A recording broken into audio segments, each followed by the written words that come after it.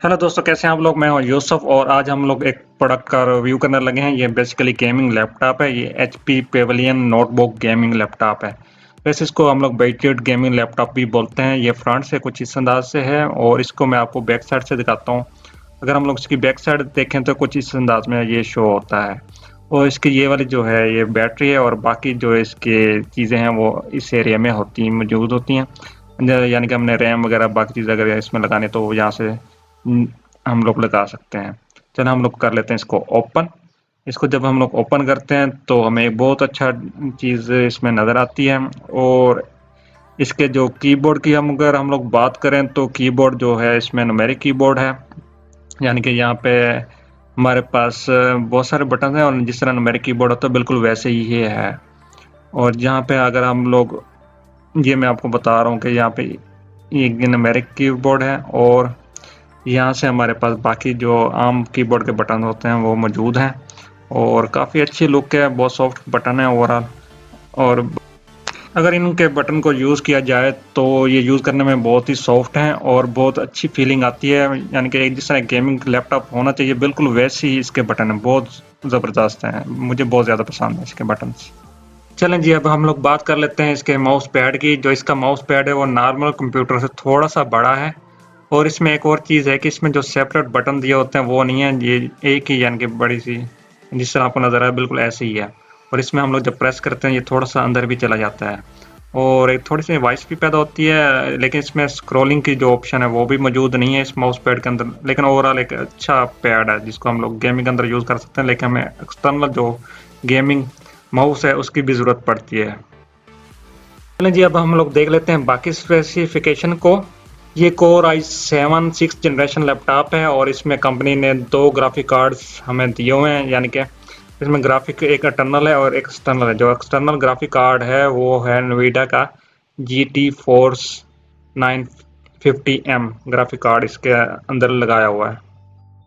चलें जी, हम लोग HP पेवेलियन गेमिंग नोटबुक के ग्राफिक कार्ड को थोड़ा और डिटेल में देख लेते हैं। अब यहाँ पे मैंने ओपन किया हुआ है NVIDIA का कंट्रोल पैनल को और यहाँ पे 2 ग्राफिक कार्ड हैं। एक है फर्स्ट वन जो है इंटेल का है HD ग्राफिक कार्ड 530, ये बिल्ट इन होता है। और सेकंड है GT फोर्स GTX 950M, ये NVIDIA का ग्राफिक कार्ड है।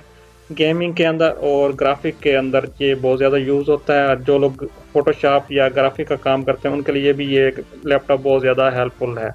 और गेमिंग के लिए इन्होंने कंपनी ऑलरेडी बनाया हुआ है तो गेमिंग के लिए तो लाजिम बात है, ये बहुत ज़्यादा सपोर्ट करता है। अब हम लोग बाकी क्वालिटीज़ को भी देख लेते हैं, इसके स्क्रीन डिस्प्ले और उस चीज़ को भी मैं आपको दिखाता हूँ वो किस तरीके से शो करता है। चलें जी, इस वक्त हम लोग अपने कंप्यूटर से बाहर आ चुके हैं और अब हम लोग इसकी स्क्रीन के क्वालिटीज़ यानी कि इसके डिस्प्ले वगैरह को देख लेते हैं वो किस तरह के हैं। और बाकी चीज़ों को भी हम लोग साथ साथ देखते जाते हैं। अभी पहले हम लोग डिस्कस कर लेते हैं इसकी स्क्रीन को। अगर हम लोग इसकी स्क्रीन डिस्प्ले की बात करें तो ये जो स्क्रीन है 15.6 इंचज़ डायगोनल है, फुल HD है। और जो डिस्प्ले है इसकी स्क्रीन का वो 1920x1080 है, यानी कि 1920 मल्टीप्लाई विद 1080 इसका फुली डिस्प्ले है। और ये इसके जो कलर्स कम्बिनेशन है वो ये आपके सामने है। लेकिन मैं एक चीज़ और बताता चलूँ, ये जो कलर्स होते हैं एक तो जिस कैमरे से मैं इसको रिकॉर्ड कर रहा हूँ उसके ऊपर डिपेंड कर रहा है। सेकंड जो आप जिस चीज़ से देख रहे हैं उसकी जो स्क्रीन डिस्प्ले है उसकी क्वालिटी पे भी डिपेंड कर रहा है। लेकिन ओवरऑल बहुत अच्छी है और फुली HD को ये सपोर्ट करते हैं इसके कलर्स।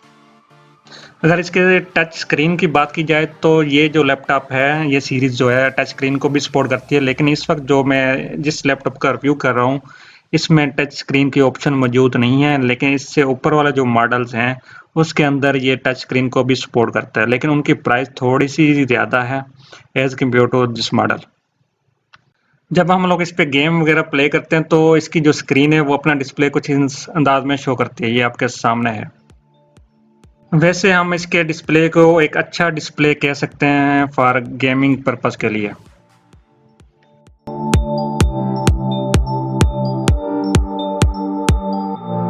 चलें जी, अब हम लोग देख लेते हैं इस लैपटॉप की बाकी जनरल स्पेसिफिकेशन को।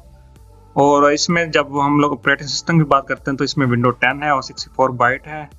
और प्रोसेसर की बात की जाए तो इंटेल कोर i7 है, 6700 HQ है। इसका मतलब ये है कि ये 6th जनरेशन है। और इसकी जो स्पीड की हम लोग बात करें तो 2.60 गीगाहर्ट्ज़ है। और सिस्टम मेमोरी की बात करें तो इसमें 2 स्लॉट मौजूद हैं, जिसके अंदर 8 जीबी और 8 जीबी की 2 रैम्स लगी हुई हैं। तो टोटल 16 जीबी जो इसकी है वो रैम है जो इसमें इंस्टॉल है। लेकिन अगर इसको मार्केट में लिया जाए तो ये तकरीबन 6 जीबी की मिलती हैं, तो इसके अंदर ये एडिशनल लगवाई हुई हैं जो रैम्स हैं। और सिस्टम बोर्ड की बात की जाए तो ये इसका सिस्टम बोर्ड नंबर है 80A991.1B। और बायोस की बात की जाए तो इसमें F74 बायोस इसमें यूज की गई है। अब हम लोग इसकी जो इंटरनल स्टोरेज की अगर बात करें तो जो HP कंपनी है, HP पेवेलियन गेमिंग नोटबुक के साथ 1 TB की जो है इंटरनल स्टोरेज देती है। लेकिन इसमें हम लोग को SSD जो है वो भी लगा सकते हैं, तो जिससे इसकी स्पीड बहुत ज़्यादा हो जाती है और काफ़ी अच्छा हेल्पफुल होता है गेमिंग पर्पज़ के लिए। यानी कि जितनी अच्छी स्पीड होगी लैपटॉप की उतनी अच्छी हम लोग गेम खेल पाते हैं इसके ऊपर।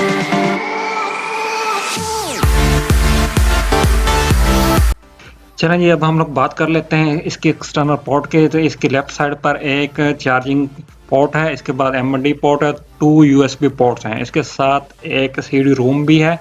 हम लोग CD रोम की जगह जो SSD को भी इसकी जगह लगा सकते हैं। मोस्टली लोग SSD को ही लगाते हैं क्योंकि CD रोम का अब टाइम गुजर चुका है। इस लैपटॉप में जो USB 3.0 की तकरीबन 3 पोर्ट हैं, 2 इसके लेफ्ट साइड पर हैं और एक इसकी राइट साइड पर है। और इसमें जो ऑडियो और माइक की जो पोर्ट है वो सेम है, यानी कि कॉम्बो पोर्ट है। और इसके साथ साथ एक HMDI पोर्ट भी है। और ये जो आप इस वक्त देख रहे हैं ये इसमें जो फैन है वो लगा हुआ है और फैन की थोड़ी सी वॉइस भी आती है। और इसके साथ साथ एक ये जो पोर्ट नज़र आ रही है ये ग्राफिक कार्ड की पोर्ट है।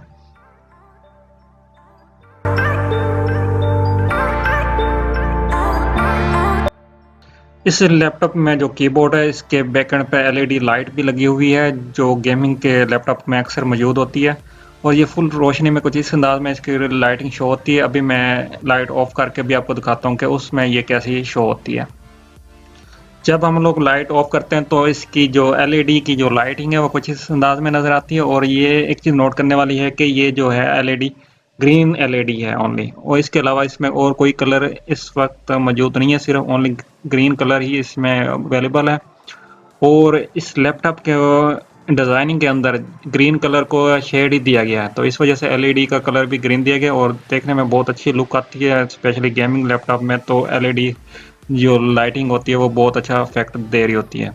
तो इस लैपटॉप की भी ग्रीन लाइटिंग इसकी जो है गेमिंग लैपटॉप के अंदर जो इसकी क्वालिटी है उसको इंक्रीज ही की जा रही है। मैं अभी आपको एक इसकी पिक्चर भी लेके दिखाता हूँ क्योंकि कैमरे में इसकी लाइटिंग थोड़ी अच्छे तरीके से नज़र नहीं आ रही जितनी, बल्कि ये रियल आइज से देखा जाए तो बहुत अच्छी क्वालिटी में आती है। इस वक्त आपको स्क्रीन पे जो कलर नज़र आ रहा है ये बिल्कुल ऐसी कलर में, ये जो हम लोग नॉर्मल आइज से इसको देखते हैं तो इसी तरह की कलर में हमें जो इसका LED डिस्प्ले हमें शो कर रही होती है कीबोर्ड के ऊपर, और काफ़ी अच्छी लुक आती है।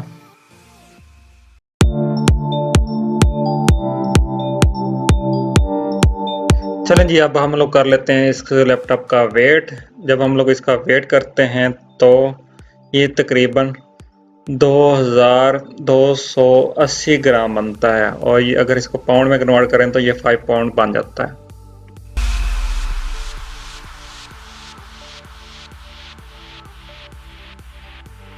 पे बैटरी है, और लेकिन बैटरी टाइमिंग की अगर हम लोग बात करें तो ये स्लाइटली कम है एज़ कम्पेयर टू बाकी लैपटॉप का, क्योंकि इसमें ग्राफिक कार्ड भी हैं, ऊपर से जो LED लाइट्स भी लगी हुई हैं। तो इस लैपटॉप की बैटरी टाइमिंग बाकी लैपटॉप की निस्बत स्लाइटली कम है। और लेकिन अगर हम लोग पूरे फुल गेम इसके ऊपर खेलते हैं तो तकरीबन 1 घंटा तक ये हम लोग चला पाते हैं। लेकिन ये डिपेंड करता है कि हम लोग कितनी रेजोल्यूशन में और किस अंदाज की गेमिंग यहाँ पे इसके ऊपर खेले जा रहे हैं। अब हम लोग इसकी चार्जर को देख लेते हैं एक नज़र।